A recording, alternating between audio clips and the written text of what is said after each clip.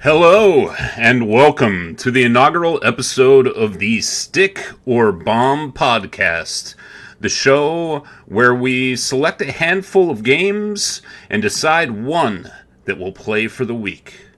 We'll return to discuss that game on the next episode and determine what games stick with us, tantalizing our taste buds, or bomb and fail to delight any of our palates. This first episode is not going to follow that format, though. Instead, we're going to give you all an idea of the types of games that we like by covering everything that's come out in the year 2024 and creating a list of our collective top 10 games for the year. So without further ado, let's get started with some introductions. I am Tim. I also go by Ted Boggins, Ted_Boggins online if you're following me on any platforms. And I've got two other fine specimens here with me. Chris, you want to take it away? Hey there, everybody. Chris. I go by Bretzy on all the game platforms. Uh, Happy to be here. And I'm Ryan. I go by Val on pretty much every game, and I'm sure that's what I'll be referred to as we talk. Yeah, I would probably call you Val though most of the time. Same. If I had to guess. Habits, you know. But anyway, As one does.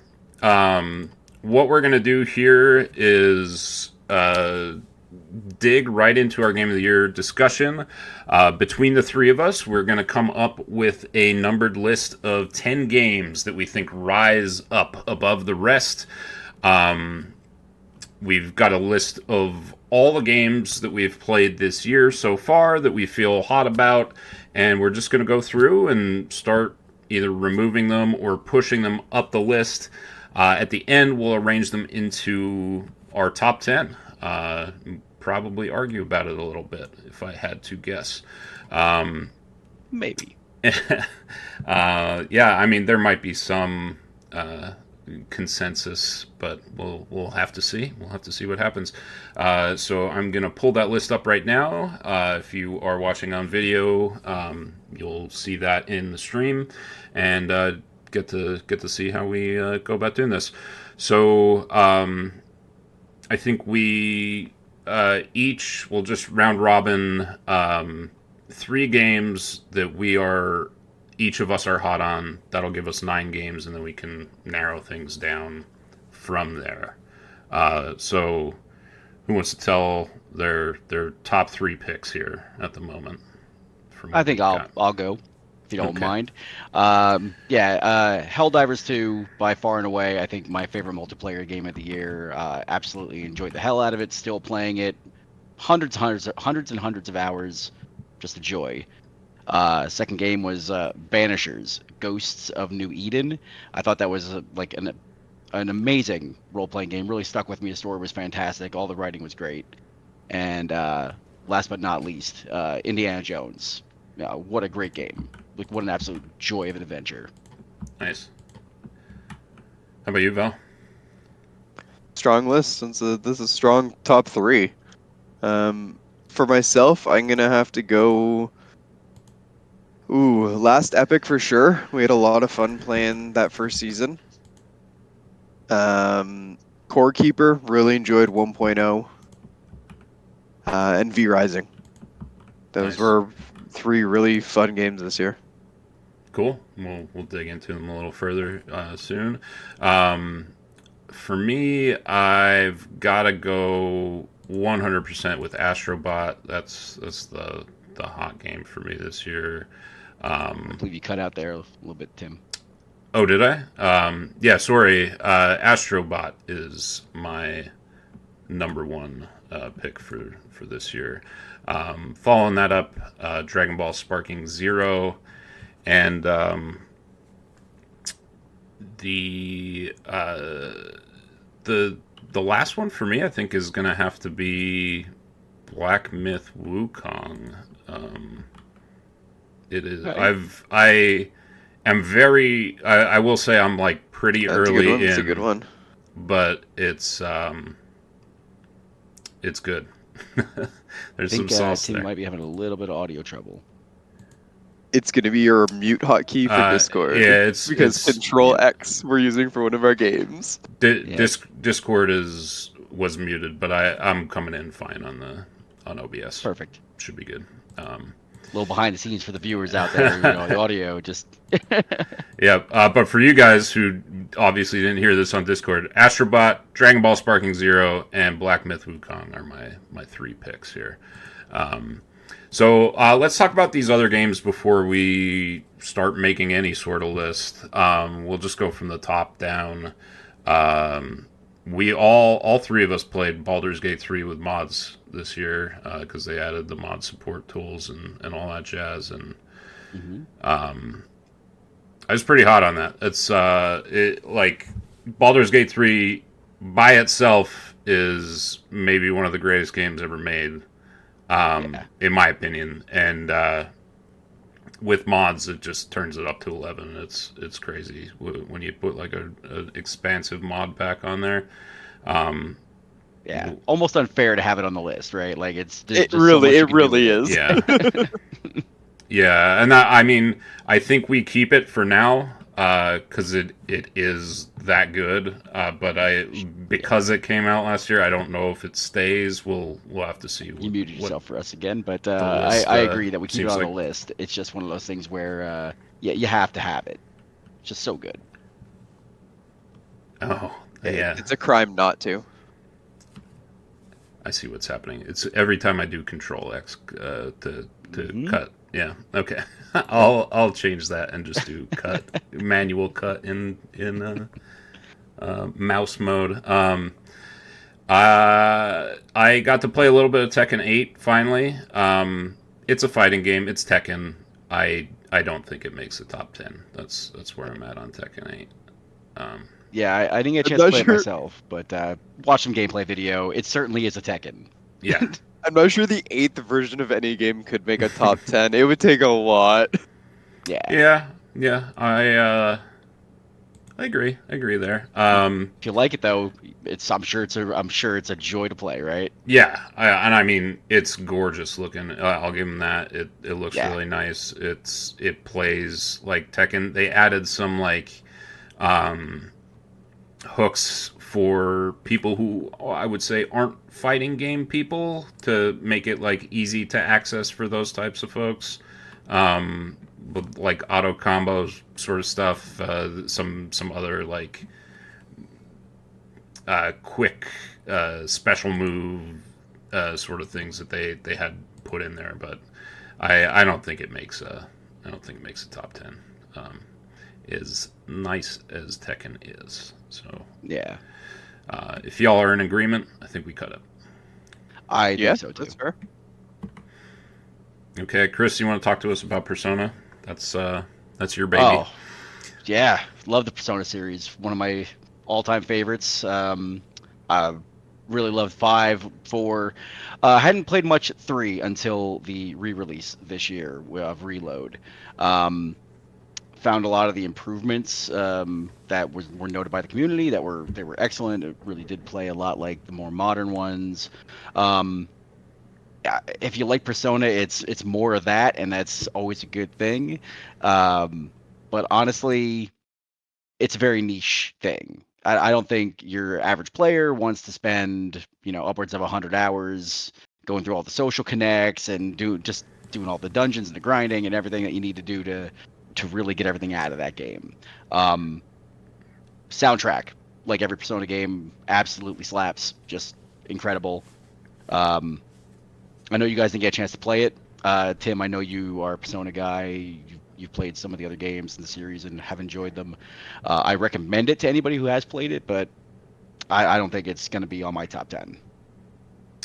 I got it. So, as somebody who likes Persona, I really like 5. I think 5 is incredible game. Played a little bit of 4. How does 3 stack up in terms of like gameplay to 4 and 5? Plays a lot like 5. They took a lot of the visual cues, the audio, the combat. A lot of it feels like 5. If I'm gonna order them myself, I'm probably going 5-4-3. I know there's some debate that 4 might be the best, but 5 is personally mine. I played 4 for a little while on the Vita, but Best edition of when it. Golden came out, and I did like what I played, but I never I didn't get far enough into it to really, I would say, appreciate that game. Um, so 3, the main protagonist of 3 is the white haired guy, right? Like he's got like silver hair, bowl cut sort of guy. Is that the one I'm thinking of? No, that's 4. That's 4. Okay, yeah. Yeah, Then that's 3 is blue hair. blue hair guy. All right. Yep. Okay. Yeah. All right. Persona 3. So you don't think it stays? No argument for Persona 3. I think I can make an argument in my own personal top 10, Mm-hmm. but amongst this group, I don't think it could make it. I don't think you guys have the same taste in that. I just don't think it's there. Again, any viewers listening, or viewers or listeners interested in the Persona games and RPGs like that, it's phenomenal. Very good game. Enjoyed it a lot. Pick it up if you like that style. Nice. Love to hear it. Suicide Squad is next on our list, and I more put this on here because it's a hilarious botch of a game.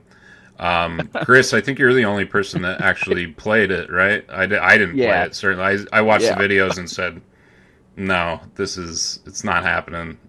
No, thank you. That was about my reaction to it. Yeah, yeah. So it popped up for free on PSN. Played it on there because I was like, okay, well, it's free. I got to give it a shot.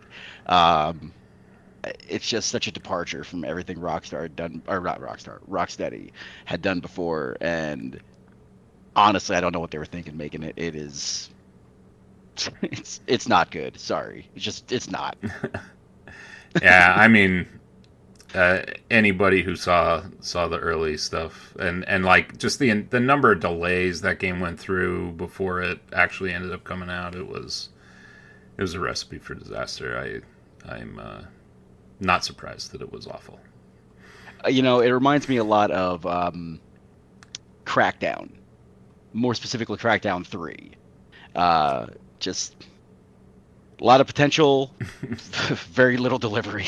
Yeah, yeah. Crackdown 3 had the same sort of thing going on. A lot of pushbacks, a lot of delays, and then an ultimately underwhelming game. Sadly. 2 years of delays for Suicide Yeah. Squad. The original Yeah. release was 2022. Yep. All right. So Suicide Squad, we had to talk about it just as briefly as we do, but next one, I have no idea about. You have to explain this game to us. All right, Val, you have recently ducked into Balatro. I have spent hundreds of hours with Balatro. I absolutely love it. I didn't want to make it the obvious pick for like Game of the Year or anything like that, because there was so many other outlets Game of the Year. But please, if you'd like to talk a little bit about it. That's the card. Yeah, It's I the mean- card game one, right? This is like Yeah, poker. it's a Yeah, card yeah. game. Okay. It's like a poker game. It's I've got about 3 hours into it now. I haven't played a lot, enough that I've made it through a whole round.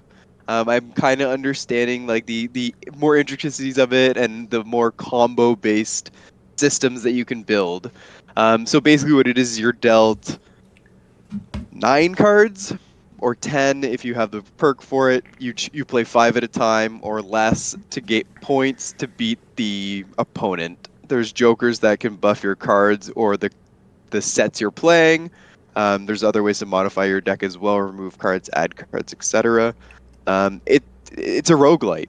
As weird as it Yes. sounds, it's a card game roguelite. It's a deck builder. It's a roguelite poker deck builder.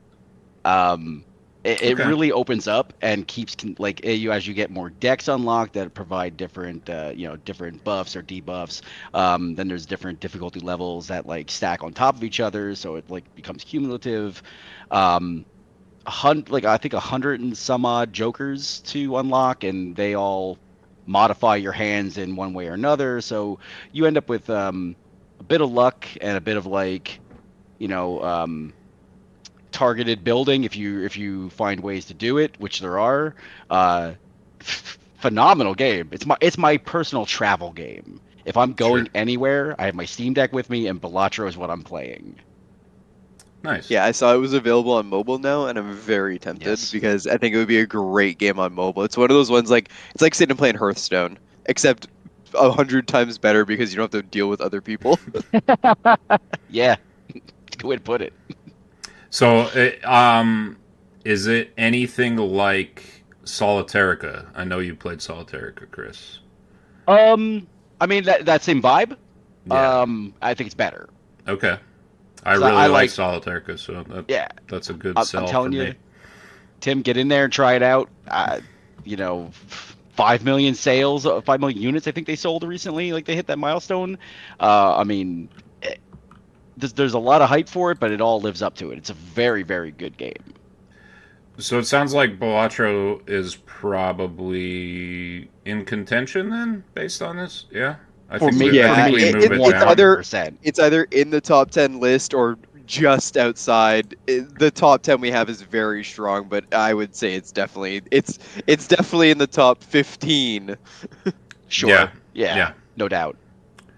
All right. The next one we all played for a moment. I can't remember a damn thing about it though. Raw Men is what it was called. This was the ridiculous Is a pasta arena game where you're yeah. a chef with a pasta bowl and you're flinging pasta at each other. Was it like a shooter though? I Yep, honestly can't remember anything it about it. was an It's arena shooter. Yeah. okay. Okay. That it. I remember the like art style more than anything. I remember it being ridiculous, Quake like 3 with pasta dude, men. shirtless Yes. pasta dudes. Yeah, that's that was fun for like a minute, and then we Oh moved yeah, on to the and next that's thing. I don't think it was ever going to be fun for more than a minute. It's one of Yeah, those Yeah. ones like you jump in once in a while, play a few rounds when you're bored, and then you don't touch it again for months. I'm with you. Yeah. All right, I think we can remove ramen. Yeah. Yeah. The next one, I'm not sure who put this on here. This sounds like a Chris game to me. It is a Chris game. All right, yeah. What's tell us about this? What's this on? So Drova is a 16-bit-ish isometric RPG. Starts out a little slow, but really like expands as you play. Kind of hard to describe. Yeah, it's sort of one of those games like if you like RPGs, especially challenging and rewarding RPGs like a Dark Souls. I hate to even throw a Souls like kind of thing in there because it's not Souls like in that way. Um, it's it's just a really interesting take on the RPG genre. One of my favorite open world RPGs of the year. Um, yeah, it's I can't even really like pitch it to you accurately. I can just say challenging, rewarding, interesting story, interesting art style. There's a lot more there than what I thought there was initially. I don't think it makes top 10. I just want to put it on there to maybe expose you guys to it and Sure. anybody who hasn't played it. Um, check it out on Steam. What? So I, when I you would. say RPG, Mhm. is it turn based? Is No, it no, no, no? no. It's fully real time. Okay. It has an interesting like combat mechanic. So it's almost like a twin stick kind of aiming. So if you want to attack up left or up right, you can do that, and enemies have the same kind of conal things. There's all kinds of spells and abilities, but like they have cones or lines, so you can like dodge out of the way, or they'll dodge out of the way of your attacks. Um, and the stamina meter kind of go like ties into all of those things. Um, so it's about stamina management. That's where I got the souls bit from. Um, yeah, it's just again, Now that it's a you've bit described it, ineffable. I think I watched you play it for like a hot You second did. on stream. It looked kind of like 16-bit Hades almost to me. It was very similar movement wise to Hades from what I saw. Yeah, same perspective, that isometric Mm-hmm. view. Um, that's why I kind of like was drew me to it. I'm a huge Hades fan, love Hades. Mm-hmm. So I saw this, checked it out. More methodical, slower pace. Sure. More punishing. It's not a roguelike. So if you don't save and you die, well, you lose some time. Um, so you really got to like make sure you're not biting off more than you can chew, which is very easy in the game. Nice. Makes sense.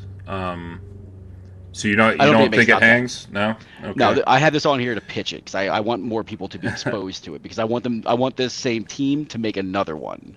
Sure. Yeah. I love when games that I love get made more. That's Yes, yes, make more games I love. yes. It's kind of like the goal as a gamer. Yeah, Yes. exactly. I mean, that's why I tell everybody Get us buy more. Dokapon at all times. It's the best game ever. Dokapon. We don't have it on the Um, list here, but we could talk about it at some point. Yeah, It will be an episode, everyone. Dokapon Kingdom. yeah. Keep an eye out for it. Did Dokapon come out this year? I need to look On that up. PC? I need to, Yes. I need to see if that Yeah. happened.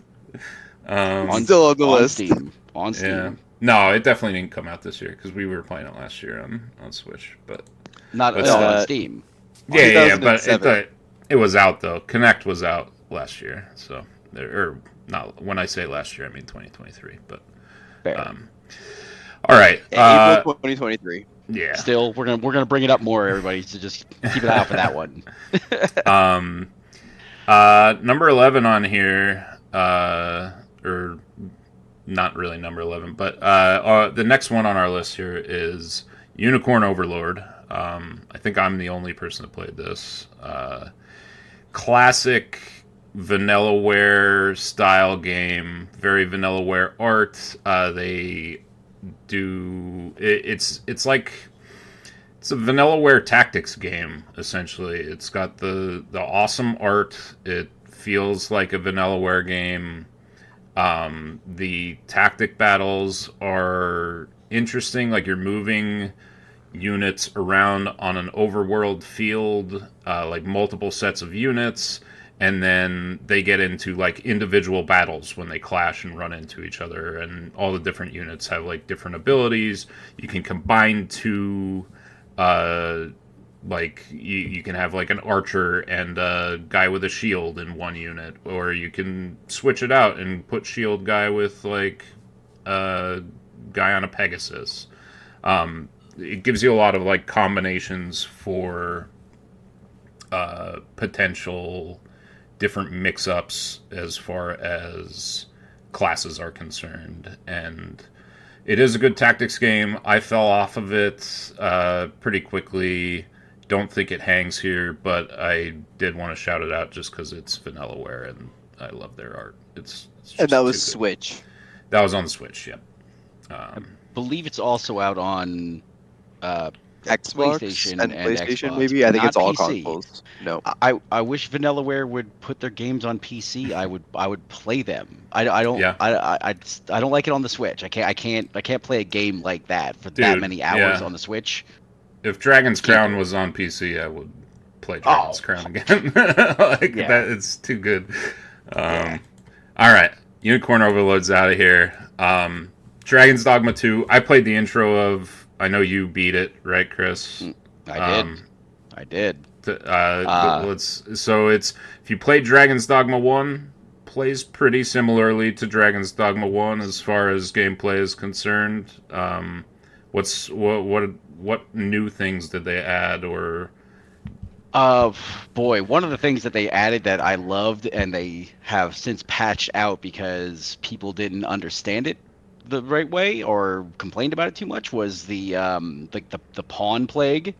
The pawn system is back in this. If people don't know what that is, you create your own pawn as like your co-op companion, and you can hire them out to other players, and they'll bring back rewards like they'll bring back consumables or materials, and they can bring back new information about the map and things like that. But part of it was they could get this like plague sickness that if they came back with it and you didn't treat it, eventually they would start killing NPCs in the world. They, when you would rest at an inn or go to sleep, they would go out and murder the whole town. That's Like, pretty funny. it was incredible. That's But fantastic. yes, Why would you get rid of that? I know. Like So they've since. But So I was just gonna ask, do they like communicate to this to you in any yes, way? they show signs. They show signs. Okay. They start like coughing here and there, but then they'll start saying things that like don't really go with their personality. They start getting more aggressive or passive aggressive towards you. They're like their master, who they like follow to the death. They start getting lippy and things like that, which I'd never done before. That's And interesting. there was ways to just cure them of it. You could just take them and throw them in a river to quote unquote kill them, and then bring them back to life, and they'd be clear of it. But like if you didn't pay attention and let this happen, it would become this crazy massacre, which was just the system in the background running it all the time. It was incredible. So do you know that it's the pawn massacring all these people? Like, if you Yeah, didn't know ahead well, of time, like, is it obvious that like they're the one going out and doing it, or do you have to like come to that conclusion yourself? Oh, well, so they don't flat out tell you, but like there's a moment where when you wake up from your rest, and it's been a little while since I've seen it, because I never had it happen to me. I learned about it and I kept an eye out for it, so I never let it happen.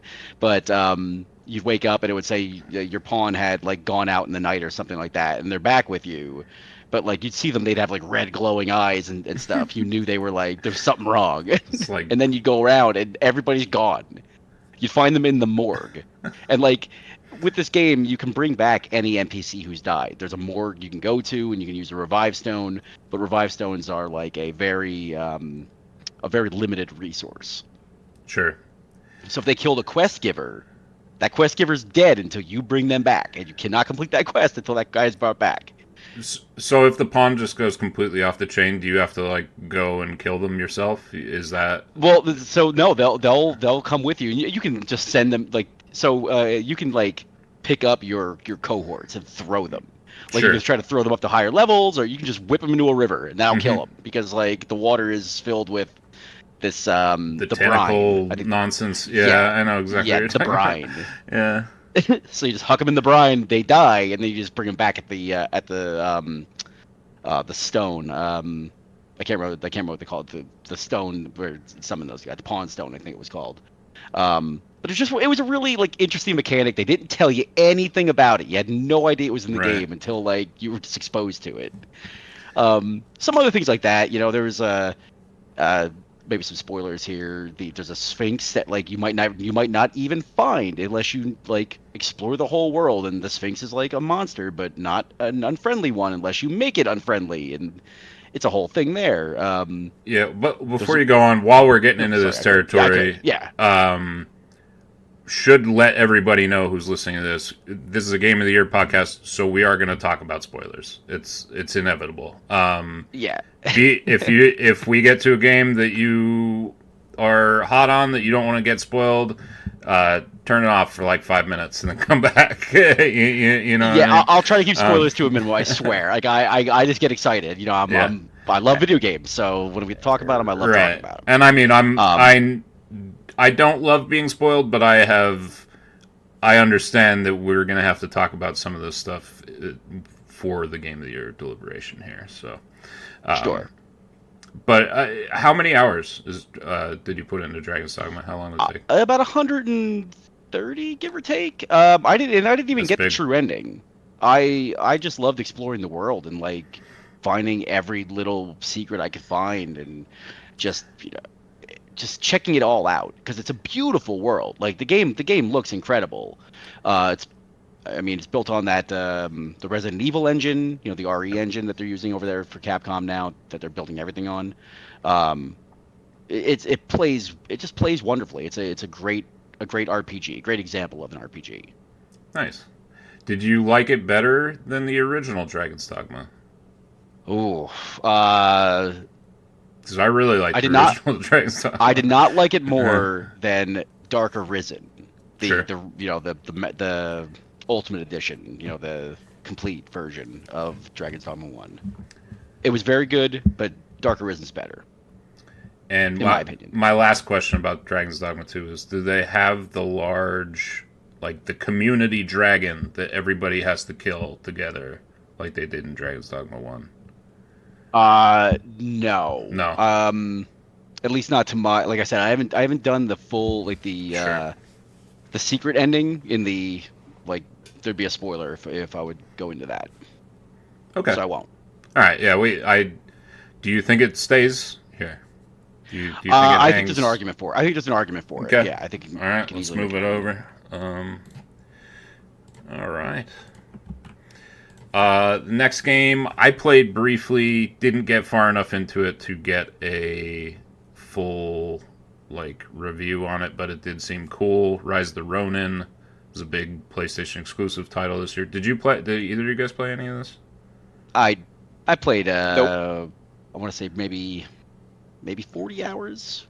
Oh wow, you played way more than that. I played like an hour. It was not much. So it suffers from the Ubisoft kind of formula. It's like go to a tower, reveal the area, do the thing. Yeah. Yeah. Okay. Yeah, but it had the fighting mechanics of like Neo, or something along those lines. So there's a nice little balance to it. Great combat. Just it started to wear its welcome out with me. Sure.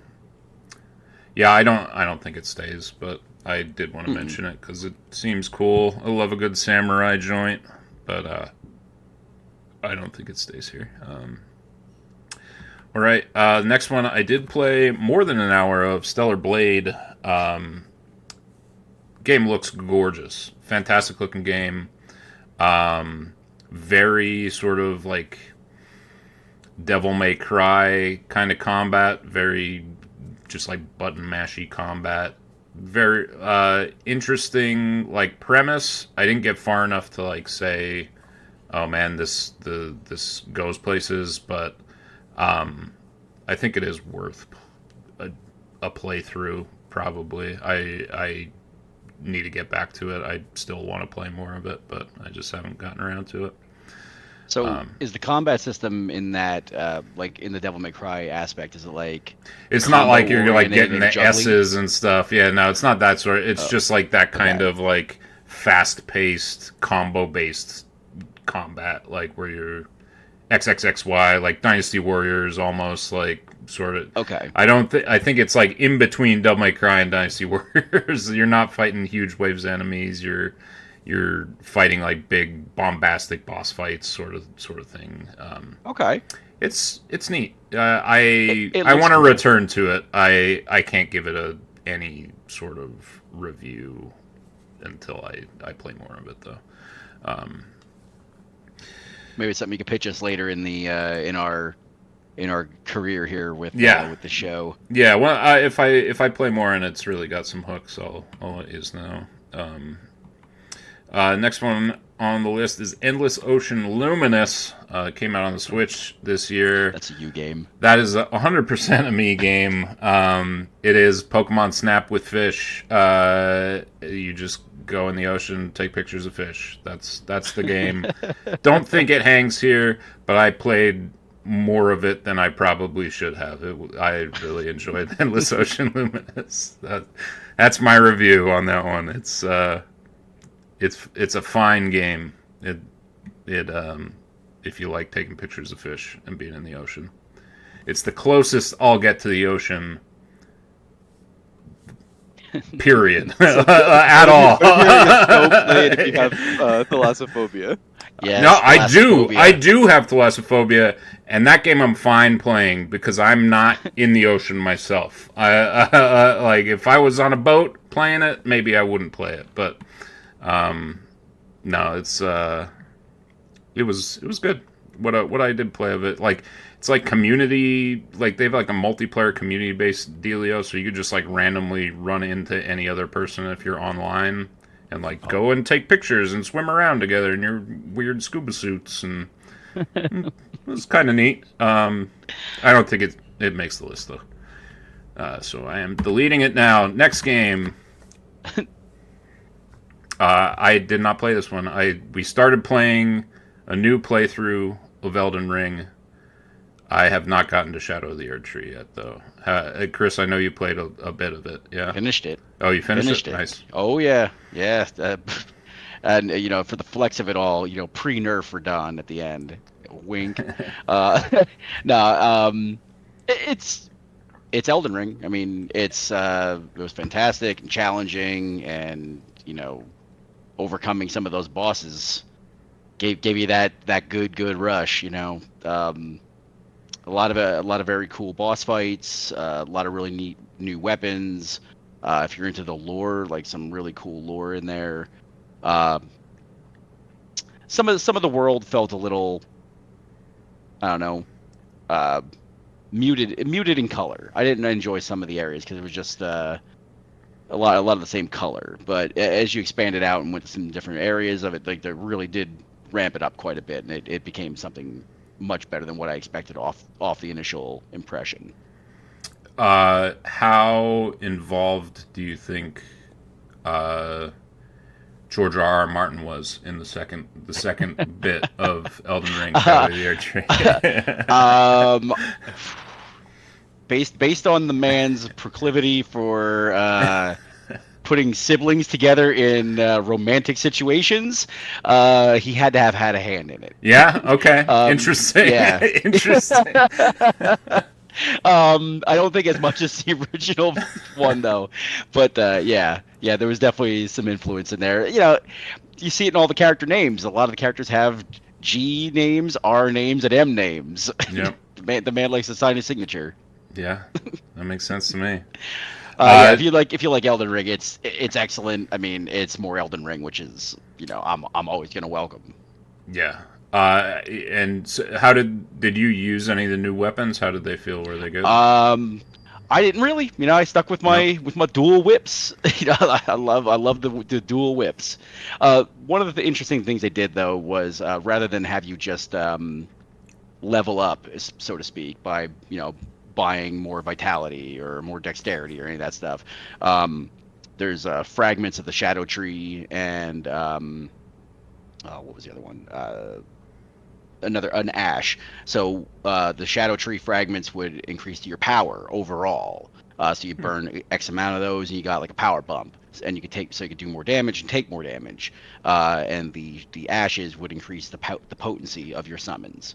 Nice. It was a much better way to handle people who were coming into that, like in the hundreds of levels. You weren't just steamrolling over the bosses. All right. My final question on Elden Ring for you is, I know you in the original Elden Ring struggled on Meliana.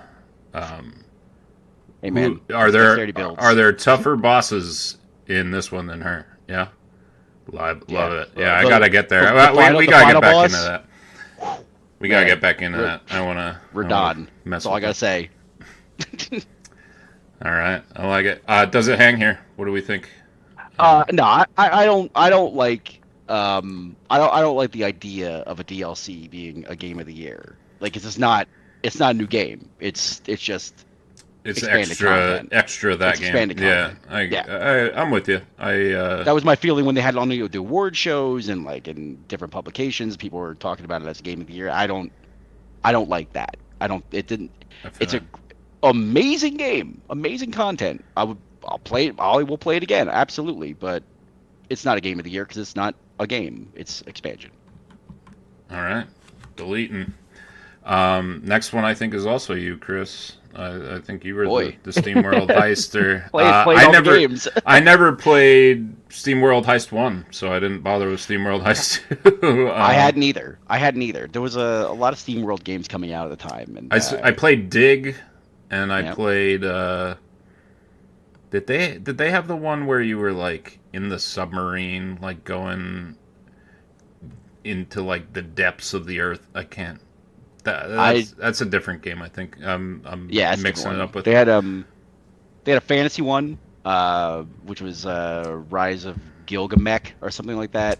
Right. SteamWorld something or other, SteamWorld or I don't know. SteamWorld RPG maybe. SteamWorld Heist 2 tactic game. 2D, different characters doing to have different abilities. Interesting game. I only put maybe like 10 hours in just to give it a Okay. good shake. Didn't stick with me. All right. All right. If you like Then tactics games, you might like it.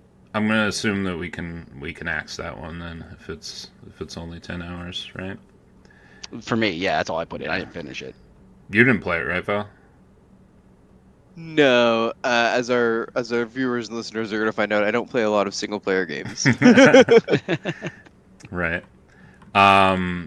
Speaking of single player games, our next one is very mixed feelings by a lot of people. I really liked it though. Star Wars Outlaws came out this year, and everything I played of it, I liked. It was definitely an Ubisoft game. I think it's probably the best Ubisoft game they've made, honestly. I don't necessarily think it makes the list. But I did enjoy what I played of it. Even before they put all these crazy patches out to make the stealth easier or whatever the hell they did with the stealth. I don't know what they were doing there, but I read about that. I was gonna play it before that, and it actually kind of turned me off. I don't like when they change the base mechanics of a game to make more people like to appease the happy. masses, right? Yeah. Play the game. Play the game. Like I'm with you. Just play it. Remember when they released physical games and they couldn't patch them? Yeah. Yeah. I do remember that. You never see somebody be like, "Oh, they I want to send this game back. Like, I want you to change it for me." They put out the cartridge revisions, and that's the patch, man. You have to buy the new cartridge. Yep.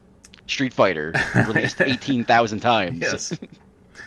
I really did like it. I think the characters are really well developed. I thought the characters were hot. I liked their cute little lizard companion thing that they had. He was cool. I'm a big Star Wars guy though, so that sort of colored my thoughts on it as well. I don't think it hangs here though. I don't think it makes our final list. I thought at one point it would, but then a couple games snuck in toward the end of the year that I was like, nah, it's not gonna make it. So I think we could cut it here.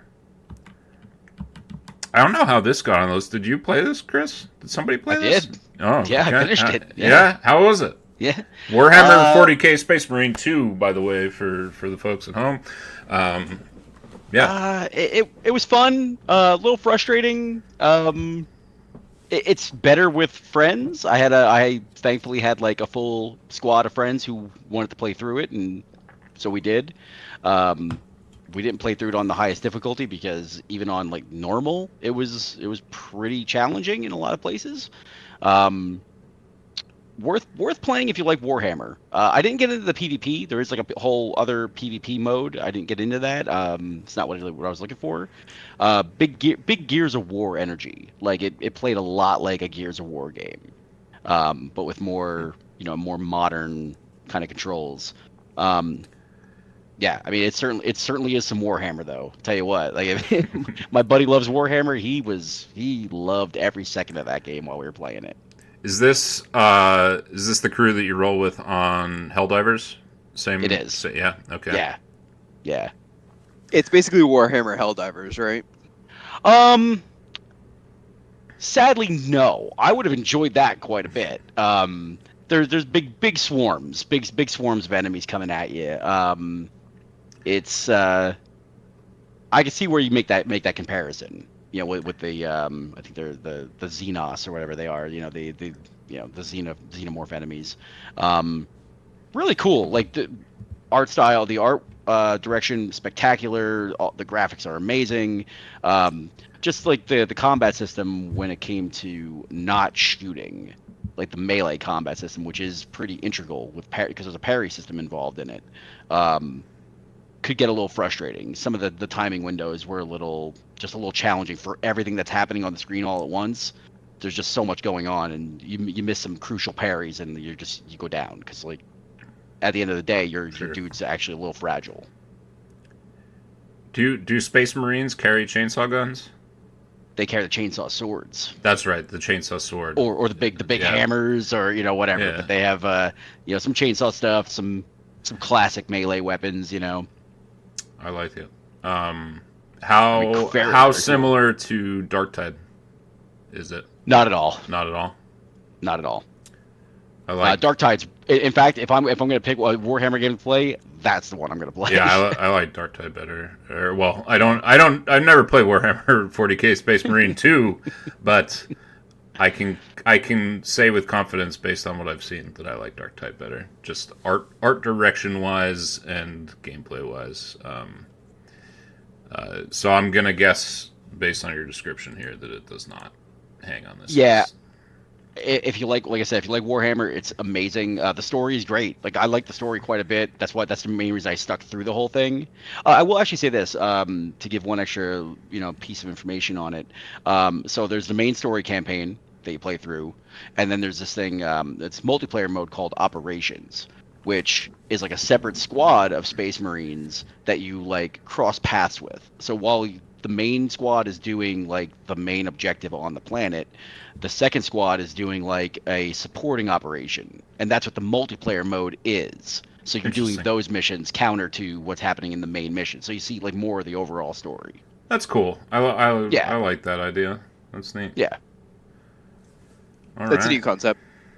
Yeah, I like that a lot. All right, I'm wiping it from the list. Val, it's your time to shine. The multiplayer gauntlet here. Tell us about Diablo 4, Vessel of Hatred. It was Diablo 4 with a new overpowered class. They added some endgame, which is nice. The leveling is still super boring. You either rush through doing your keys and just running the same dungeon over and over again with the mediocre layouts, or you farm hell tides until you're level 60. It's really not that much different than Season 2. The new class was fun. The skills were fun. But honestly, like, it was Diablo 4, which has been lackluster since launch. Like, after that first playthrough, doing all the quests and learning all the zones and unlocking all the stuff, you don't want to do it again, and you don't have to for the most part. You have to re-unlock all of your waypoints except the major cities. But even that, once you get level 60, which is you can wait until 60 to do it, is just a matter of, it's just a time waste. It's not, there's no reason to do it other than to waste time to say you can do it. The new endgame stuff was fun. They added some new like dungeony type things, so it's not just the same grind of the like the regular dungeons, but the world bosses are still dead in 1 second. You know, the top builds are trillions of damage at a time. Sure. Like, yeah. When you just keep adding zeros, it's just the same game. Did they like increase the level cap or anything on this, or they did not? No. They increased the Paragon levels. They changed the Paragon a little bit, but it's still the exact same. Gaia. It's definitely not a top 10 game. I probably wouldn't put it in the top 15. If you like Diablo 4, go for it. I mean, the improvements they've made have made Diablo 4 better, but it's still Diablo 4, which is the problem with it. Yeah, I had a lot more fun with Last Epic than Diablo 4, which is crazy because I'm like a hardcore Diablo fan, and Diablo 4 was a very disappointing game for me. Going back into Vessel of Hatred made me go back and play a season of Diablo 2. Yeah. Because it's a better game. As Diablo much as you're doing the exact same thing over and over again, it's more fun than doing the exact same thing over and over again in Diablo 4. That loop. They perfected the loop into 3 was very I loved 3. The riffs were Yeah, I had rifts were so fun. much fun running Rifts, but Sure. I don't know where they lost their way. But I wish they'd find a way back. Yeah, there's really something special about Diablo 2, and I mean even Diablo Yeah. 2 remaster. They pretty much made the same game. Um, the I don't know that they can capture that again. Honestly, like it was a product of its time, and that time has passed. I think people like want more out of video games now. Um, and I'm here to say, make more Diablo 2s, man. Like Yeah. I'd love to see them make something similar to that, or anybody make something similar to that. Really, I would for that love if Blizzard just released the assets for Resurrected matter. and let them do it for because Project Diablo.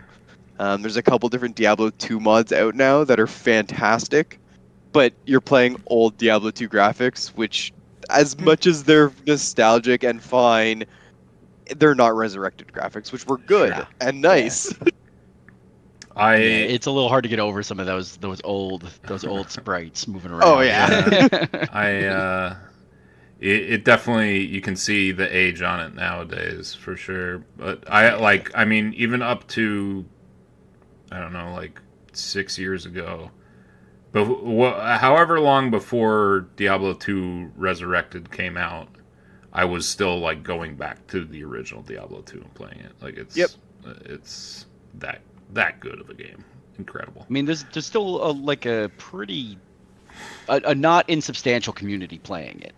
I Yeah. Oh, won't say a huge absolutely. community, but there's still a lot of people who are playing the original Diablo 2. Yeah. It says something about how great that is and timeless it is. It says something about old school Blizzard, really. Yeah. Like Yeah. you could go find lobbies for original Diablo 2, original StarCraft, original Warcraft 3. Like all three of those games still have lively communities. It's crazy to even think that like they came out like 30 years ago. It's bonkers. Um, Yeah. Anyway, Diablo 4 Vessel of Hatred, we accent it. What do you say Oh yeah. here? Yep. Yeah, it's Okay. act. If they release it, there's still okay. An easiest reason to axe it. There's still no fucking paladin class. It's a Diablo game. What are we even doing here? Yeah. The holy. You Come don't on. have the holy person to fight the devils. Um, Next game is Metaphor Re-Fantasio from the makers of the Persona series. We have a new fantasy adventure that is basically a Persona game in fantasy lands. Is essentially what it is.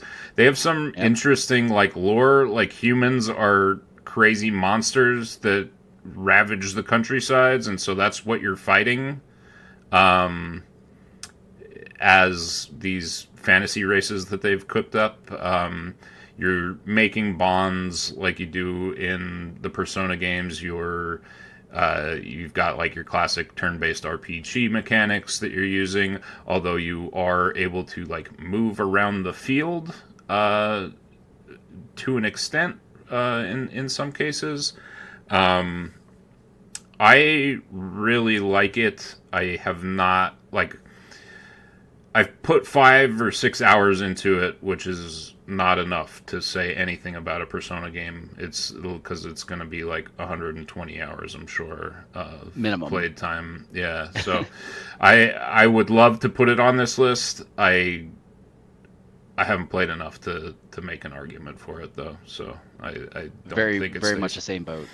Very much the same boat. I played about the same amount of time. Like what I see. Art style's great. Music's great. It's everything you expect from that team at Atlas. They just yeah. knock it out of the park every time. But I just, with everything else going on this year, all these other games that came out, all the stuff we've been playing, like, old games, new games, Yeah. I just didn't have time to put into it. Yeah, maybe next year we'll make a separate best old game category for this because we do end up playing a lot of old games that we just end up coming back to because that's just the great thing about games, right? Is that they continue to be good even after you're done them. All right, Metaphor, I think we can cut. The next one we're going to be able to cut, no problem. Yeah. Probably my vote for worst game of this year, Call of Duty Black It, Ops 6. It's the awful. problem is it's not awful. It's Black Ops, It's and fucking those are terrible. two different things. Oh my Because god. Black Ops hasn't changed since the first one. Yeah, exactly. Exactly. That is the They just problem. slap a new $90 sticker on it, add a Come on, couple man. new gun names. You Yeah. can, you can move. You can move and run in every direction now. How have we gotten 6 of these games and they still haven't fixed the way spawn points work in multiplayer? That's what I want Yeah. to know. Like, Yeah, I think that how was are my we at this biggest gripe point? with it. Is every single map felt like playing Shipment, Yeah. Yeah. and nobody likes Shipment. So the two things they'll never fix about Call of Duty. One, the maps are always unbalanced in favor of one side or the other. Yeah. One of the factions has a better spawn point, has better choke points, has better throughways. They just do. And the other thing they'll never fix is the busted ass spawn system, where if you're playing like, you know, The defense one. Like, Conquest, what? Yeah. yeah, you're playing Conquest. People are gonna start spawning behind you. They're gonna spawn like in front of you, right next to you. They're just all over the place. There's no rhyme or reason. The maps are too small for that mode, and you won't convince me otherwise. Yeah, it's hard to play The, that game, the especially only when saving games grace like I've heard is zombies. If you like zombies, it was a very good version of zombies. We didn't give zombies a try, so I can't speak to it. that's But true. that's the one that I've heard the most, and I heard the actual story was actually very good in this one. They've done a good story for the first time in a long while. I usually do like their zombies. I'll give them that. And I'm Yeah. not a big zombie guy, but they do make a good wave based shooter because their shooter has been the same thing for the last 20 years. Um, they did add a like directional movement jumping system in this one, and it's fine. It doesn't like it feels fine. It just makes it easier for the sweats out there to just be even sweatier. Yeah, it's fine. It's really hard for me to like any shooter like that when you have games like Apex Legends that exist. Like, and I haven't played Apex in probably 2-3 years now, but like the gunplay and the movement in that really ate every other shooter's lunch for me. Like I need a new shooter that just feels real crisp like that, and I'll get back into it. But Call of Duty Black Ops 6 ain't that. Ain't it? Yeah. Give me Battlefield. That's what I'm waiting for. I- Battlefield. I did lie though. It's not my worst game of the year. The worst game of the year is Harry Potter Quidditch Champions. That thing was dog shit. That was an awful game. Yeah. Not good. I And, like- remember how hyped you guys were for it, and then you played it, Yeah. and you were back in like 15 minutes. Yeah, I was Uninstalled furious. after one round. I was Hated it. furious at how bad that game was. Free to play on PlayStation. They're like, oh, here you go. Like, they should be paying me money to play that game. It was awful. It was. Yeah, there was so much potential there, and it was miserable, top to bottom. It's miserable. Yeah. All right. So we got 1, 2, 3, 4, 5, 6, 7, 8, 9, 10, 11, 12 games here. So we only have to axe 2 out of this list. Yeah, we had some other games. If but we're none of us gonna played put them, so one forward immediately for axing, I don't know if Core Keeper would be top 10 based on this list. That was the I one know I you was guys- looking we at. all played it together. I'm not gonna lie, that's the one I was I looking feel at. like it's just outside the top 10. It's a fantastic game Great. if you like that survivally, Yeah. city type building game. It's very fun. We didn't get into the gritty of it, but we also played it a couple times, and it was kind of the same loop both times we played it. Right. So yeah, I would say if that would drop just outside the top 10. Best mine carts though. Best mine carts in any Oh, game the ever. mine cart's Yeah. fantastic. yeah. Some of the ideas they had were very Yeah. very cool. So like you got to give them credit where it's due. It's a fun one of those. It's and cool art style. I liked everything about it. I don't think it has the staying power of, like if we're gonna talk about like a crafting survival game, like a V Rising. I mean, if we're being real. Yeah, Exactly, and I think that's the problem. You compare it to other ones like V Rising, even going into Stardew with mods, like a Yeah, survival game, like both of those immediately push it out. yeah. Stardew killing everyone in its path as like the unstoppable juggernaut that it is. There's a reason we did not include it on this list, although Yeah, we did play it with mods. Tim and I played a lot of that. I think we Yeah, played like we played like almost 100 hours. we played like 2 months worth of Stardew with mods. Yeah. It was Oh a yeah. lot of Stardew, and I do want to actually return to it when more mods come out Absolutely. for it because there's some mods I've had my eye on that I would very much like to Yep. integrate into our The package. E-Scarp, Yeah, those ones were all great. yeah. The ones that add like whole new towns and things to Stardew are just yeah. And that's phenomenal. why Stardew is the Yeah. king, because the community is making, and like even the Mhm. developer who out here just still dropping new content constantly. Yeah, I do want to play his new game. He should start working on that. But Yeah, I the mean, Chocolatier. yeah, Yeah. um, yeah. I've moved Core Keeper down. I don't think it makes the list, but I do want to keep it on here because it is good. I did like what I've played of Core Keeper. Um, I don't see any others that I'm like, oh man, this has to get cut right off the bat. Dragon Ball Uh, Sparking Zero, I would say I would be happy with it being 10 on this list. I think it has, like for me, I think it has to make the list. It's a perfect one of those Dragon Ball games. Like they added every character you could possibly want to it. It plays exactly like those Budokai Tenkaichi games have in the past.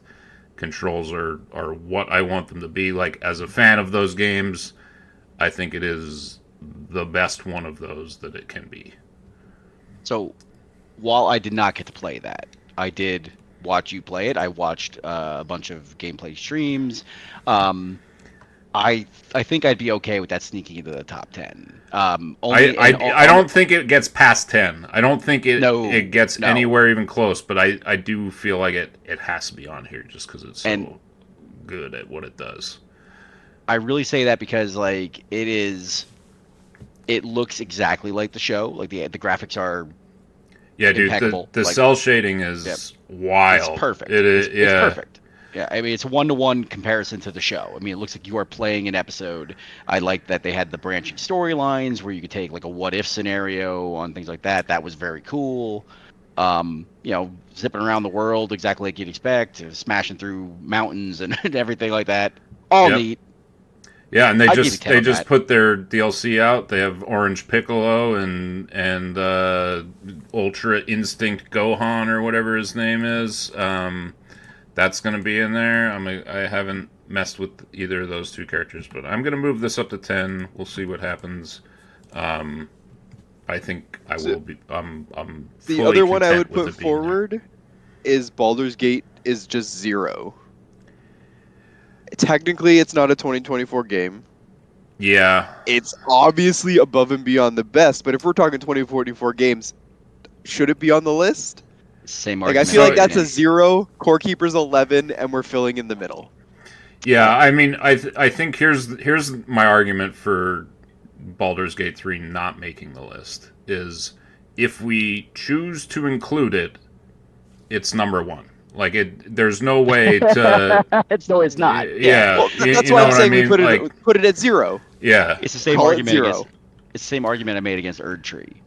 It's the right, same, right. it's more content for a game that's already been out and a Yes, game that's already won Game of the Year. It's everybody knows how amazing it is. You yeah. know what I mean? So yeah, like I said early in the Oh, actually at the oops. start of the show, it's almost unfair for it to be in the running. Yeah, I agree, and I think that's why we don't use it. So now it's just a matter Yep. of So we ordering got these 10. other games into And here's where a the numbered arguments. list of 10. And here's where the arguments come in. And we get to talk about our favorite games for the year. So, who wants to start? I'm happy to start if neither of you guys want to Where do we go. want to start? I think is the question. Are we going to go straight for hard number one? What is the best game of the year, and then fill in the list down, or are we filling bottom up? I think I do think we could. Go ahead. well, it's hard. This is hard. This is a hard decision. I don't. So I think we make like maybe put a loose order of a top 5 in, and then a loose then order fill of a in and bottom 5, plug and then from there. sort of move them around. Because So it's difficult to I'll to make do this easy. I'll make this easy for you guys because I know you haven't played it. Banishers. I'd be cool with that being at 9. It deserves to be in the top 10 for me. It's incredible. It's an incredible game, but it has its issues. Talk like talk any about it a little nod bit. Like game. I haven't played or looked at anything about this game, so Okay, let's yeah. hear it. Happy to.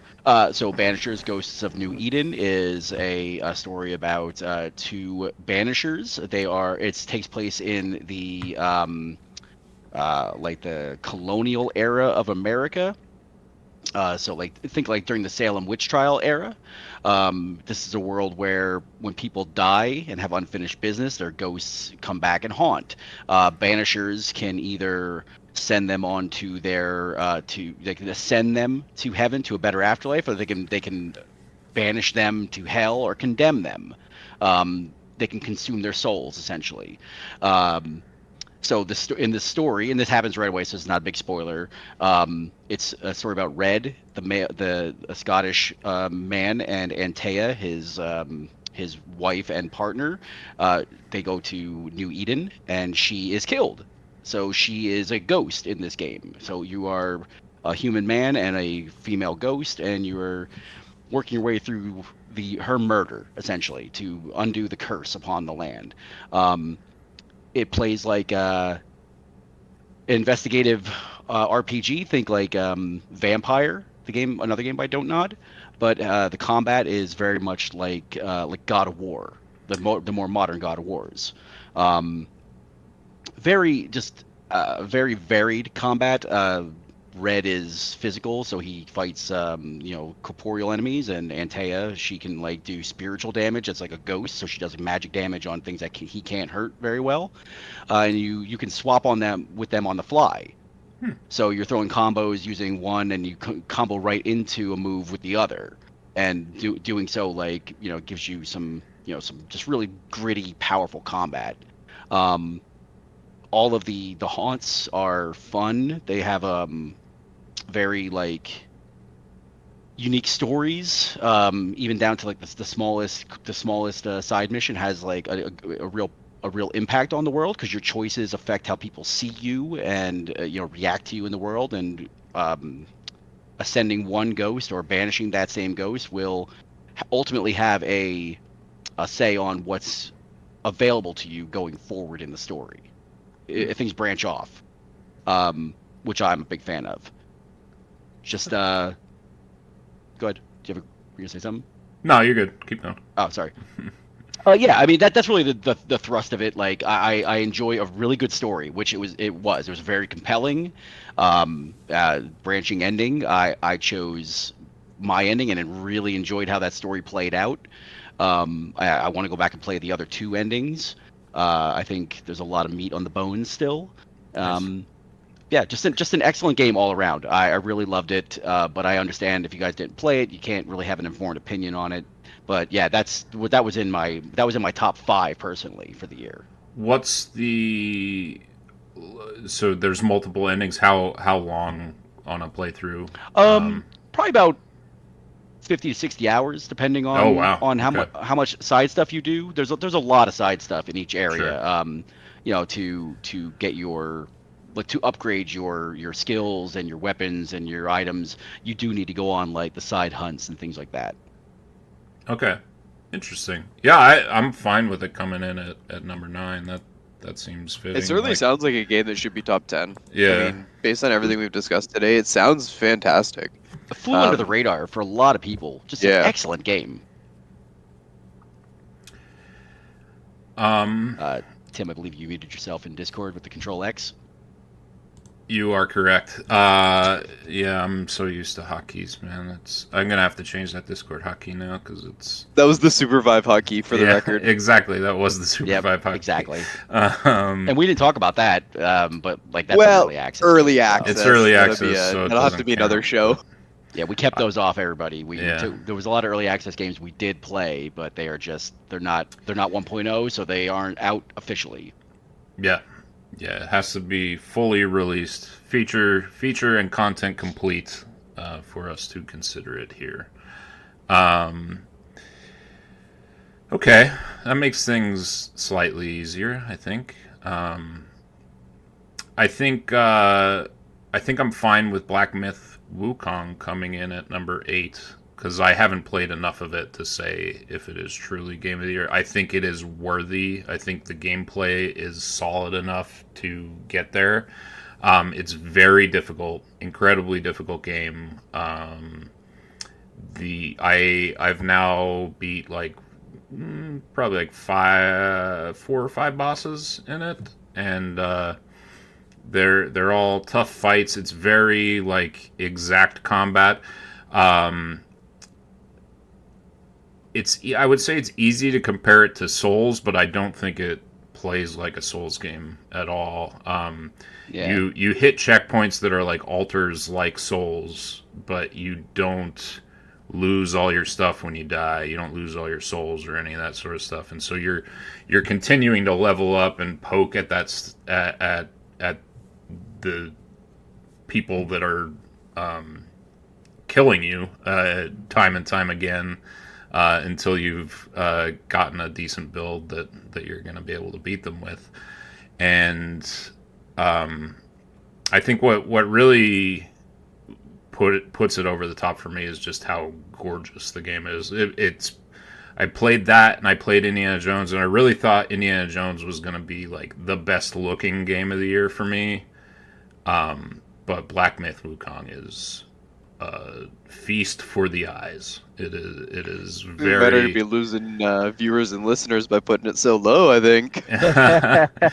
well. Again, if I played more of it, it would probably be higher up on this list. I only just started playing it though, so I don't think I can say with confidence it is a top contender. But I can say it definitely should be in the top 10. So I think I'd be fine with it being at number 8, if you guys are cool with that. Yeah. I could have accepted an argument for it to be even higher. I watched gameplay. I haven't had a chance to play it yet. It's on my backlog. I just with everything else I've played this year, with everything else going on, just in life, you don't have time to play everything you want to play. Yeah. But like you know me, I've talked about Elden Ring fondly. Like I love games that are exceedingly challenging and offer a reward for taking it down. So that sounds like it's right up my alley. You will love this game, Chris, for sure. It is definitely up your alley.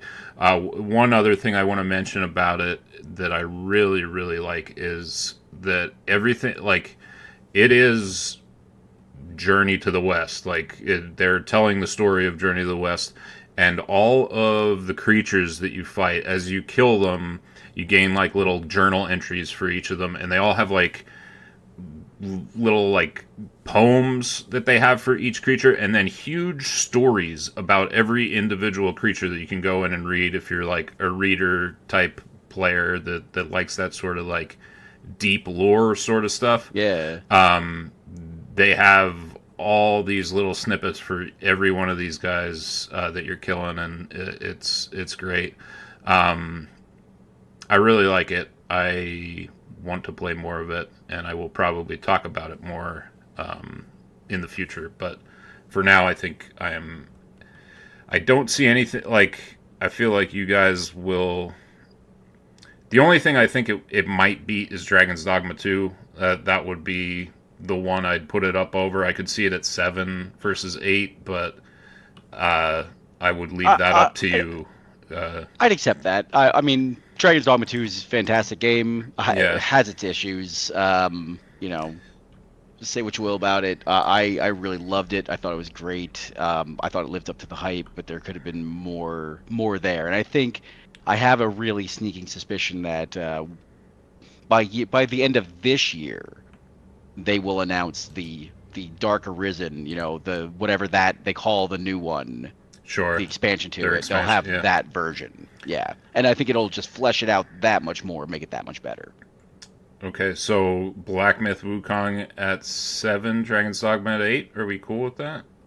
I'm comfortable with that. I think we talked a lot about Dragon's Dogma, to the point where we don't really need to cover it again. I could go on and on. You guys, Yeah. and I'm sure the viewers will get to know this. I will talk your face off if you let me. So please, if I start talking too much, let me know. Tim muted once again. Yep. I'm gonna keep you on it, man. I'll keep you on it. Don't worry. Okay, so we've got a bottom half of our list, but for the most part here. Oh man, the rest of these. Where do you think Helldivers winds up here, Chris? Yeah, you're asking me that, boy. I'm coming at Helldivers right now. Yep, that's what I want to know. So go ahead. We all played it. Exactly, and that's what I was gonna say. To put my 2 cents in it, I think with what we have left, it's a strong contender for a top 3 game. We enjoyed it when we played it. It had its problems when we played it. It sounds like it's only gotten better. Yeah, you haven't played it since the Illuminates came. Exactly. They've done so much since you guys last played it.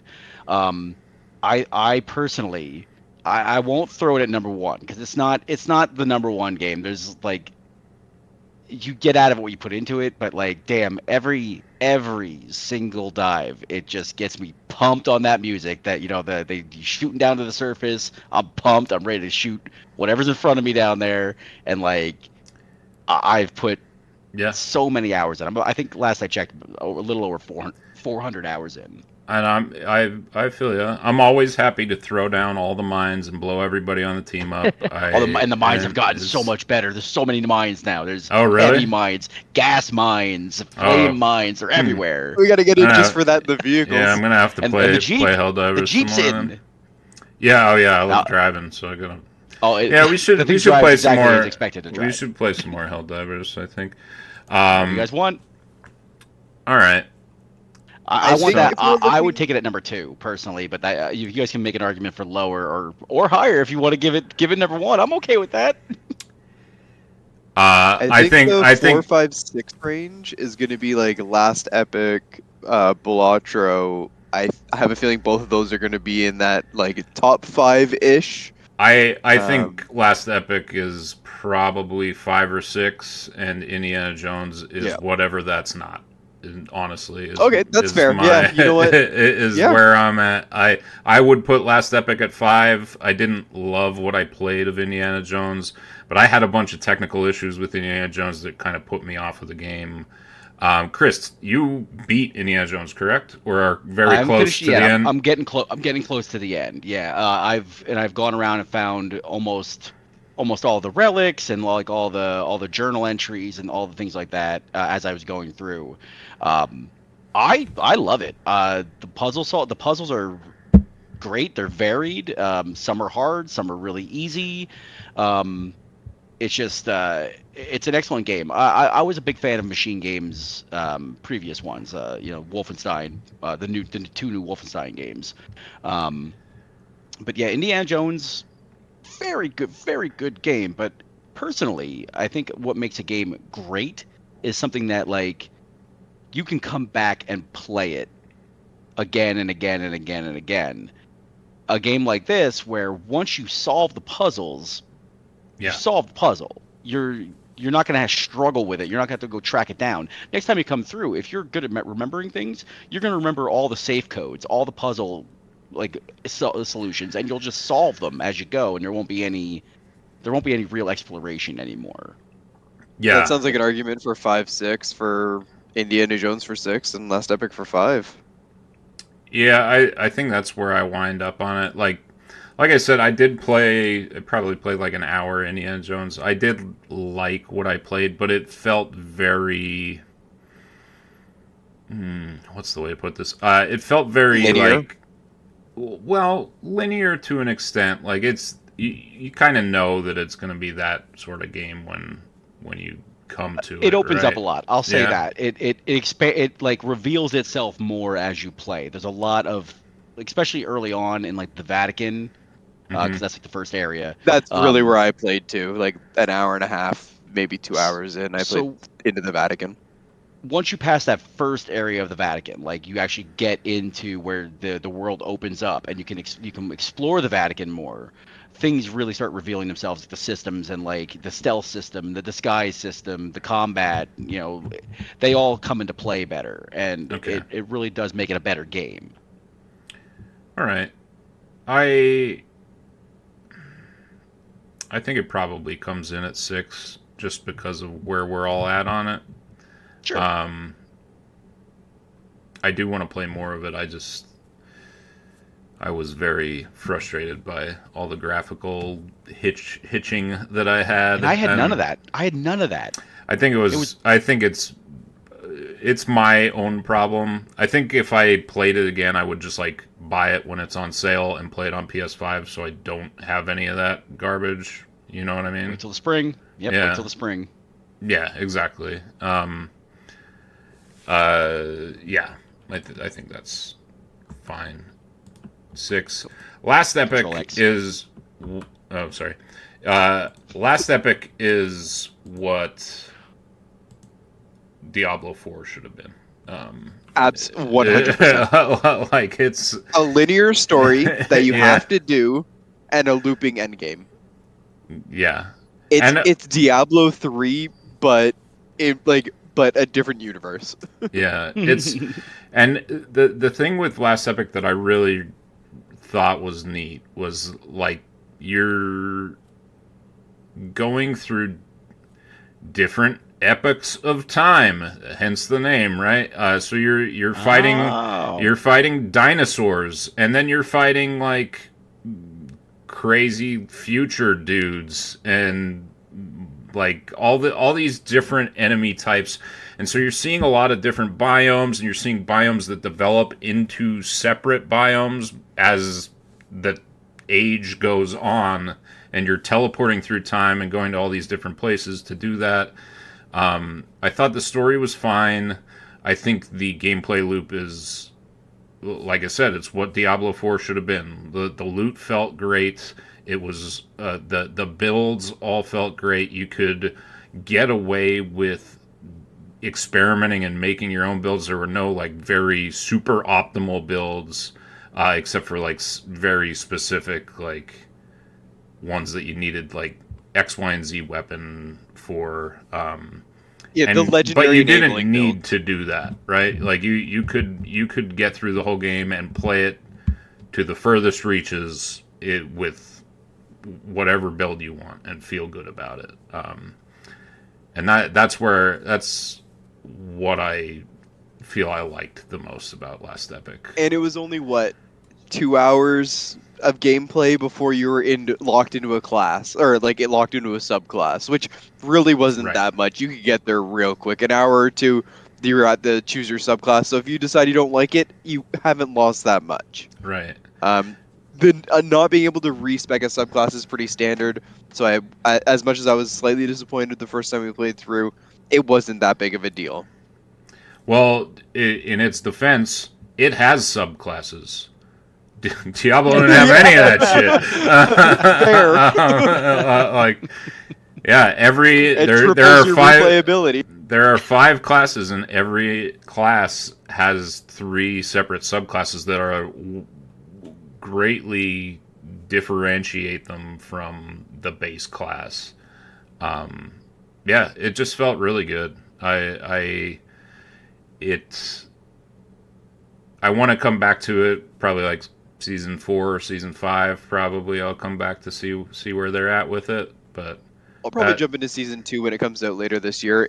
That was the other thing. It's been a long time. Season 1 was what we played in April or May, and we still don't have a season 2 yet. yeah, I know they've got a lot planned for it. It's almost like it's as opposed to being a new season, it's a new game, or like an expansion on the original game. But to call it a season and have it one a year is kind of misleading. Hmm. yeah. Maybe I'll All join right. you guys in that one then. It's I worth a like play, Diablo man. one. I think Yeah. you would like it. You were playing something else when we got into that one, and you missed the boat a little bit on it. I think. Yeah, I forget what I was playing at the time. I'm sure it was one of these Probably held. games. It was probably Helldivers Oh, actually. I'm sure. I You know think what? we I'm went sure it from was. Helldivers into Last Epic, I so that think would that's make exactly sense. what it was. Yeah. All right. I think V Rising is number 4 here. I don't see any Yeah. world where it's not number 4 here based on Yeah. I don't. based on our conversations so far. I like unless somebody wants to make a really strong argument for V Rising, I think that's where Well, I it mean, winds I don't know up. if it's a strong argument or a flip a coin between Balatro and V Rising. I think Balatro's got more replayability. I think we're gonna play it more, so maybe it deserves that 3 spot. That means, I mean, at this rate, we're dropping Astrobot at 1. Astrobot's Um. number 1 game of the year. I'm telling you right now, it's the best It game. it was. It's phenomenal. I'll get into it in a I'm minute, willing to but take both of your words for it for sure, yeah, because it's I know what I saw looked like it was going to be a fantastic game. yeah. It may have out Mario'd Mario. It did. To a degree. Yeah, Yeah. Mario Odyssey is nothing compared to No, Astrobot. this It is is. this is the best 3D platformer right now, Yeah, hands down. yeah. Period. Full stop. There's no, and like not only is it the best 3D platformer, it's one of my like favorite. It's like a love letter to every game that's ever come out on PlayStation. Essentially, like it is. There are so many little like nooks and crannies and Easter eggs that you can go into and see all these little vignettes of PlayStation's history, and it just feels fantastic. Like the other thing about it that I will say that sets it aside from just about every other game is the usage of the DualShock 5 or whatever they call their PlayStation 5 controller, the DualSense controller. The usage of it, like, I was blown away by the stuff they were doing with the controller when on Astro's Playroom, and they just iterate on that in a way that like every different texture that you're stepping on, like the controller has a different feel. Every time you're jumping, like you get a little bit of haptic feedback behind it. Like it just feels great to play. As a video game, it is a damn near perfect video game, like as far as gameplay is concerned. There is really no story other than you're chasing an alien that stole all the components to the PlayStation 5 and you have to build it. That's my one knock on it, is that there's not really a story, but it doesn't need a story. It's a fucking platformer. Let's be real. Yeah. Let's be real. The story of Mario is just Mario chasing around Bowser to do, because Bowser's like being an idiot. Right. That's all it ever really is. It always boils down to the same thing. And they never like really And it's been stop him. like 40 years of that. Yeah. Right. Yeah, I can't see a world where Astrobot's not number 1. Like it won Game of the Year at the Game of the Year Awards for a reason. Like it is just a tour de force of a 3D platformer. I've never. I think that fills the list then, and it's just a matter of talking about them. Yeah. I mean, yeah. So V Rising at 4, I think, right? That's I think V we're Rising saying. has to be 4. I might even. Yeah, no, I think V Rising is 4. We played it a lot. We really liked it. It is, for anybody who doesn't know, it's a vampire game where you are. It's sort of top-down isometric style where you're going around subjugating villagers, making them your thralls, building a giant vampire castle. It's got survival elements. It's got almost MOBA-ish RPG. elements. The way that you're attacking things Boss feels system. feels MOBA-y.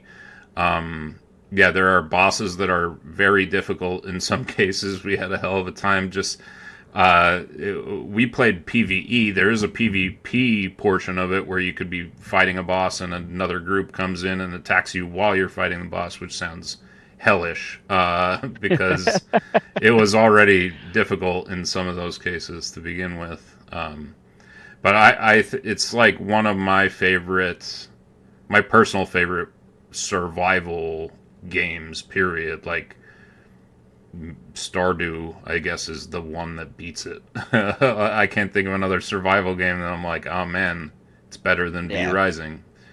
Yeah, knowing they're done with it at this point is disappointing. I would love to see like seasonal updates or something to get people back into it because realistically, the replayability on it's going to be pretty low. There was still some stuff we didn't do. We didn't collect all the legendary weapons. We could have Yeah. built multiple castles. Like Tim said, we could have played more PvP. But I mean, it does lack a little bit of replayability just because of the nature of it. Like I said, I think if you were playing PvP, it would be a lot more replayability because then you're raiding other castles and screwing with other like clans and stuff. But the way that we played it, I think it's really a one and done. Yeah, Right. I fully agree. The world was fantastic. The whole lore behind it. You're this vampire that vampires got like wiped out, and you're like one of the last ones. You wake up after hundreds of years, and now it's time to retake the land from the humans. A lot of it was very, very cool, all the way up until even the very last fight. You deal with Dracula. Like that's so cool. Um, it was an excellent experience. We really did play the hell out of that. So yeah, it absolutely deserves its place Yeah. at number 4 there, I think. All in succession too. Like it was like we Yeah, beat the hell out of that game in like right 2 through. weeks. Just like Yeah, really played it. And it was great. I liked being a vampire person and running around and stealing everybody's blood and like they have that really 50 hours. they have an interesting mechanic in there where you can like as you find villagers, they have blood quality, and so like you're looking for villagers with the perfect blood that is going to give you the best bonuses for your vampire, and you can capture them and bring them to your base and siphon their blood endlessly because you're a vampire, and that's what you do. It's what a great game. We did 50 hours in 2.5 weeks. Yeah, that checks out. yeah, yeah. A lot of playtime. All right, so we've got Balatro, Helldivers, and Astrobot here. And I think that's the order, unless Chris feels strongly about Velatro above Boy. Helldivers. I mean, I feel strongly about both of these games. Like between the two of them, uh, I've got to be approaching probably about 900 hours between the two of them. I've been traveling a lot this year, so don't think I'm just sitting here playing Balatro. I've been traveling a lot, so I take it on my Steam Deck and on my phone, and it is consuming. Like it will just you think it's gonna take 10, 20 minutes for a run. You end up, an hour later, like Jesus, what time is it? Like it's one of those kind of games, and you're always unlocking something. You're always progressing. There's always something new after every single run, and there's always something to go for. Um, I have unlocked all the Jokers. I'm working my way through the game now, earning stickers on each one for all the different difficulty levels. I would like to Nice. 100% the game at some point, but there's some very very challenging challenges, and but it has me coming back all the time. I love it. It's a great game, but there's a different feeling between that and Helldivers, especially when you're playing Helldivers with the same group of people. You know how each other play. You can play on any difficulty level and just have an absolute blast. You probably you have a good odds of taking it down. Um, the highest difficulty levels, level 10 on any of the different factions, is incredibly challenging, so much fun, chaotic, and just joyous. It's a great game. Yeah, I don't think I like laughed and had as much sort of just like chaotic joy with a game this year than I've had with Helldivers. That's for sure. Just being a mine maniac and blowing everybody up with mines, it was the the team most killing. fun. Team killing with mines. Yeah, Oh, just yeah, chef's kiss on that. This is great Or when we're design loading up choice. the shoulder-mounted rocket launcher and just bombing Yeah, monsters. Like, how do you not have fun with that? yeah, yeah. and I like, I think it has to be number two for us here. Like it's collectively, I think we enjoyed the hell out of yeah, Helldivers. Yeah, everything about it, the vibe, the everything in the game is just it's on point, it's on brand. They know exactly what they're doing. All the inverse propaganda is hilarious. All like the things that the Helldivers say to each other is hilarious. All the situational things that go on. yeah. What a The great game. tutorial alone is Yeah. amazing. Like it's just Oh yeah. best tutorial by far. Helldivers tutorial is just like Hands down. um. Yeah, Yeah, I mean, I really did enjoy that. We should come back to that at some point. I anytime want to, y'all want, I'm especially always down to dive.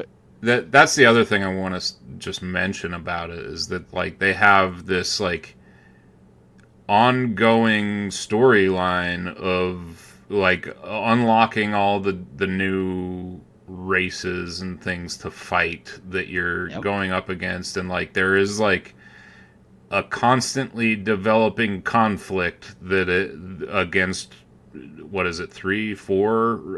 Three fronts currently. Yeah, The automatons, the yeah, Terminids, and the Illuminates. The right. Illuminates are recent, but yeah, there's a galactic war going in three fronts right now, and there's an overarching story that takes shape through major orders, which get issued every week or so.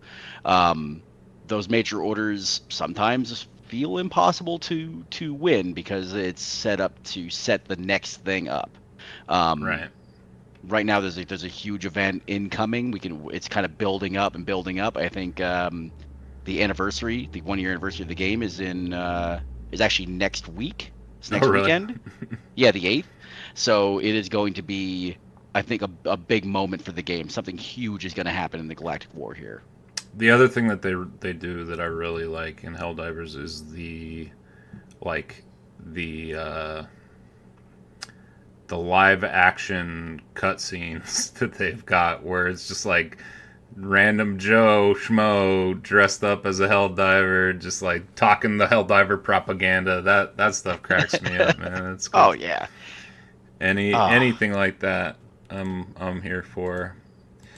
Um, yep. so So hell, number 2 for that for sure. Bellagio for 3, and then I you think know yeah. I Astrobot. don't see how Astrobot can't be one. Just like having maybe if I beat Black Myth Wukong, I could come back and say, man, this is better. But like, I had so much fun with Astrobot. I don't typically 100% games. I got the platinum in Astrobot. Nice. I really don't usually do that, and that game just had its hooks in me to an extent that I was just like, I want to get everything here. The other thing that Astrobot does that like sets itself apart from other 3D platformers is that it's got leaderboards built into it for like speed running, and so like there is a lot of replayability there where you got a global leaderboard where you can beat people at a global level, which I'm not good enough to do. But you also have your friends leaderboard, so you can like I could go on and see who else plays Astrobot and see what their scores are on the speed runs and go and kick their ass, and that feels really good. I really like that aspect of the multiplayer. Um, collecting like you collect all these different little Helldivers that live in, or not Helldivers. You can collect some Helldivers. There are some Helldiver Astrobots. You collect all these little Astrobots that are dressed up like every different PlayStation character you could think of. There's like 300 some of them. and they all have like their own little trinkets and stuff that you're unlocking throughout the game, and it's just fantastic. What a lovely little game. Man, okay, so we've got a list of 10 here. We feeling good about this. We don't want to make any last minute changes here. No, I think I I like it. Yeah, I think I'm happy with this list. Hey, I Looking played at 2 it through here. 6. I'm super happy. I Yeah, might there you go. Yeah, you had a big chunk of it. I might push. The only change I would make personally is push Black Myth above Indiana Jones, but that would be it. You know, it'd be a tough argument for me to make and or defend against because I haven't played Black Myth. I don't. So. Yeah, I don't think I can flip it because, like I said, I've only played probably 4 to 6 hours of Black Myth at this point, and it's not enough to say, hey, this game's better than this other one. Same with Indiana Jones, though. I haven't played enough Indiana Jones to say one way or the other. But you have, Chris, and so I will trust your opinion on this. We're going to leave Indiana Jones at number 6. And so we've got our list of 10. From the bottom up, we'll start at number 10. Dragon Ball Sparking Zero coming in at 10. Banishers Ghosts of New Eden coming in at number 9. Dragon's Dogma 2 coming in at number 8. Black Myth Wukong coming in at number 7. Number 6, we've got Indiana Jones. Number 5, Last Epic. Number 4, V Rising. 3 is Balatro. 2, Helldivers 2. And number 1, Astro Bot. So I think that's a solid list of games. There's a lot of good games this year. Way too many. It was a great year for gaming. I mean, it really was. We could have probably added another 20, 30 games to this list, but like realistically, we're 3 adult men who have jobs and families and friends. So we gotta sacrifice some places, you know. If we had included early access on all, we would have had to triple the list. And I think that was I think that was a good call to drop early access. As much as we had so much fun in a lot of early access games, it's how do you justify including them when they're not done? Yeah. They're going to be on your list every year until they are, or just wait until they're done. Yeah, exactly. Put them on when they're done. You judge them for the full package, not for where they were when. Yeah, I and I mean maybe that'll change in the future, but for now, I don't think we can count because some early access games are like look at Pow World. Pow World came out this year, right? Yeah. Played it, enjoyed it. It was too early. That's like 0.02 revision. It's like some very low revision of that game. It's probably much further along now, but it just hit 0.04. Yeah, yeah. So double. Yeah, so games like that, I don't think you can talk about them until it's the actual game, right? Totally agree. Yeah, like if we were going to include early access games, I would put Hades 2 on this list, and Hades 2 would have won, in my opinion, because Hades 2 is amazing. Sure. Okay. Before we sign off, do we want to pick a game for Stick or Bomb to play for next week? Do we want to do that, or do we want to just send it for next week? That's up to you guys. So next week I will be out, so if there's a game you guys want to play, definitely do it. But I think the next game we collectively play has got to be Civ, right? Yes. I'm buying Civ next week when it launches. It comes out in a week. Civ 7 comes out next week? You're kidding me. It's February 7th. Man, time goes fast. That's crazy. Yeah, no, I want to play Civ. I think we play Civ. So I think we reconvene on this in 2 weeks to give Val time to play. But I think that's the game we play, right? That's the one where we're gonna agree on. If you, like I said, if you guys want to chat next week about what you played this last couple weeks, if we want to meet on the 11th, even though we'll just be starting Civ, we could talk about what we're looking forward to this year or early access that we played last year that we're looking forward to the next steps on. Even if we don't get right into Civ next week. I mean, then again, I'll be free all day Civ. I'll be playing Civ on the Monday, so Yeah, but again, Civ is Civ, right? Like the core, the essence of what it is not going to change. exactly. There's new systems, new graphics, new things, but the core is still the same. So I think we can have a reasonably informed discussion about it. Yeah, I'm with For you. sure. All right. Cool. Well, thank you all for joining us here on Stick or Bomb for our inaugural episode. Hope to see you again soon. This is Ted Boggins, signing off with Chris and Val. And we thank you for your patronage. So long. See you next time, everybody. Yeah, everybody.